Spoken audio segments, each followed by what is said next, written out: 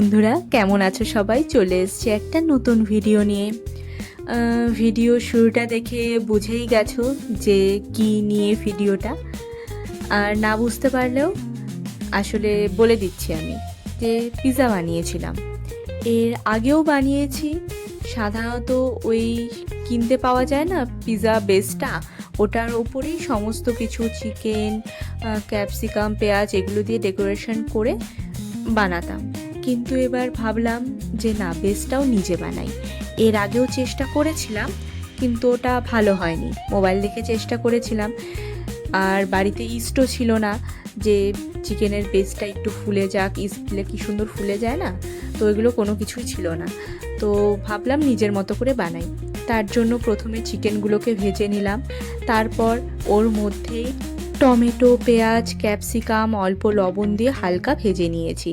আর এটা যে মিশ্রণটা দেখছো, এটা হচ্ছে দই, তারপর একটু সয়া সস, একটু চিলি সস, লবণ, গরম মশলা, আর একটা টক টমেটো সস ছিল, সেটার মিশ্রণ। এটা দিয়ে ভালো মতো মিশিয়ে একটু ড্রাই করে জাল দিয়ে নিয়েছি বলতে গেলে। তারপর ময়দাটাকে মেখে নিয়েছি, আর এই ময়দাটা মাখার সময় আমি নর্মাল জলের সাথে একটু চিনি মিশিয়ে রেখেছিলাম, তারপর সেটাকে দিয়ে ময়দাটা মেখেছি, তাতে ময়দাটা হালকা হালকা মিষ্টি হবে, আর অল্প লবণও দিয়েছিলাম। তারপর আমি ভেবেছিলাম পিৎজাটা একটু চিজি হলে বেশি বেটার হয়, তাই ময়দাটাকে একটু এরকমভাবে ছড়িয়ে মাঝখানে চিজ দিয়ে চারিদিক দিয়ে ফোল্ড করে এটাকে আমি আবার বেলে নেব। এই পিৎজার বেসটা যে আছে সেটা আমি বেশি মোটা করব না, কারণ আমি যেহেতু ইস্ট দিইনি, ব্যাপারটা ফুলবেও না, বেকার ভেতরটা কাঁচা কাঁচা থেকে যাবে আর খেতেও ভালো লাগবে না। তাই আমি পাতলা করেই বেলে নিয়েছিলাম, আর চিজ থাকার কারণে যখন পিৎজাটা কাটবো একটু ভেতর দিয়ে আশা করি চিজও বেরোবে, তো খেতে বেশি টেস্টিও লাগবে।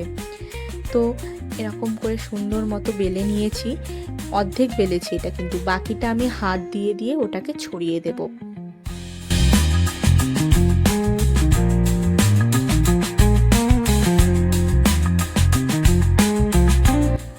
এটা ভালো মতো বেলা হয়ে গেছে, ছড়ানো হয়ে গেছে। তারপর কড়াইতে হালকা তেল দিয়ে এটাকে ওপর দিয়ে সেঁকে নিতে হবে। একটা সাইডই সেঁকবো, আর দেখো সাইড দিয়ে না অল্প অল্প চিজও বেরিয়ে গেছিলো, তাতে কোনো অসুবিধা নেই, চিজটাও ফ্রাই হয়ে যাবে। এরপর যেই সাইডটা ফ্রাই হয়েছিল, মানে হালকা সেঁকা হয়েছিল, সেই সাইডটাতে এই কাঁটা চামচ দিয়ে হালকা হালকা করে ফুটো করে দেব, না হলে যখন আলাদা সাইডটা আমি ফ্রাই করতে যাব হয়তো লুচির মতো ফুলে যাবে। এর জন্য এরকম করে এটা ফুটো করে নিতে হয়। তারপর আমার কাছে ওই পিৎজা যে ইয়েটা থাকে, কি বলে, পিৎজা সসটা থাকে, সেটা আমার কাছে ছিল না, তার জন্য আমি একটু বেশি করে সেজওয়ান চাটনি যে পাওয়া যায় ওটাই ইউজ করেছিলাম। তো ভালো মতো করে চারিদিকে ছড়িয়ে নিই। প্রথমে একটু কিপ্টের মতো করে দিচ্ছিলাম, তারপরে ভাবলাম দোকানে তো সাইডটা, পিৎজার যে সাইডটা থাকে ওই সাইডটা আমি খেতে পারতাম না, তো বাড়িতেও যদি খেতে না পারি সেটা তো গায়ে লাগবে, তাই পুরো সসটাকে একদম পিৎজার বেস ভর্তি করে লাগিয়ে দিলাম।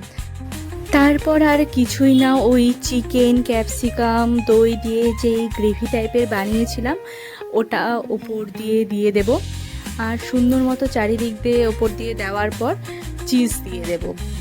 চিজ দেওয়া হয়ে গেলে এটাকে বেকিং করতে দেব। ডমিনোজে যখন পিৎজা খেতে যাই তখন একটা রিগ্রেট একটু হলেও থাকে যে সাইডের যে জায়গাটা আছে না, ওটার মধ্যে কেন কোনো চিকেন থাকে না, কোনো মশলা থাকে না। তাই বাড়িতে ঠিক করেছিলাম সম্পূর্ণটার মধ্যে ভরে ভরে আমি মশলা দেব। যাই হোক, কথা বলতে বলতে সুন্দর মতো চিজ দেওয়া হয়ে গেছে। এরপরে বেকিং করতে দেওয়ার পালা। বেকিংটা করব কি বলো তো, ওই যে তেলাক্ত কড়াইটা ছিল যেটার মধ্যে এক সাইড ফ্রাই করেছিলাম, এক্সট্রা করে তেল দেওয়ার দরকার নেই, ওটার ওপরেই বসিয়ে দেব আমি পিৎজাটাকে। আর মাঝে মাঝে 2-3 মিনিট পর পর হালকা জলের ছিটা দিয়ে দেব, যাতে নিচটা বেশি পুড়ে না যায়, ঠিক আছে? আর ঢেকে দেব। তারপরে 10 মিনিট পরেই কিন্তু রেডি হয়ে যাবে আমাদের পিৎজা। তো চলো দেখা যাক। বিশ্বাস করো, এটা যে এতটা বেশি ভালো হয়ে যাবে আমার এক্সপেকটেশন একদম ছিল না। কারণ এর আগে যখন বানিয়েছিলাম তখন কিছু মিসিং এরকম একটা ছিল। তারপর যেটা ঠিক করলাম এরকম করে বানাবো, এটা একদম বেস্ট ছিল। কারণ যখন আটাটা মেখেছি তার মধ্যে একটু চিনির জল দিয়ে নিয়েছিলাম, যার জন্য একটু মিষ্টি মিষ্টি ভাব এসেছিলো। আর টক দই দেওয়ার কারণে পিৎজার যে ওপরের জিনিসটা আছে তো ওটাও হালকা টক টক হয়েছিল। তো টক মিষ্টি লবণ মিলে ব্যাপারটা বেশ মজাদার হয়েছিল। তোমরা বাড়িতে ট্রাই করতে পারো। আর আমার ভিডিও ভালো লাগলে প্লিজ লাইক করে আমার চ্যানেলকে সাবস্ক্রাইব করে দিও। দেখা হবে অন্য কোনো ভিডিওতে। ভালো থেকো, টাটা।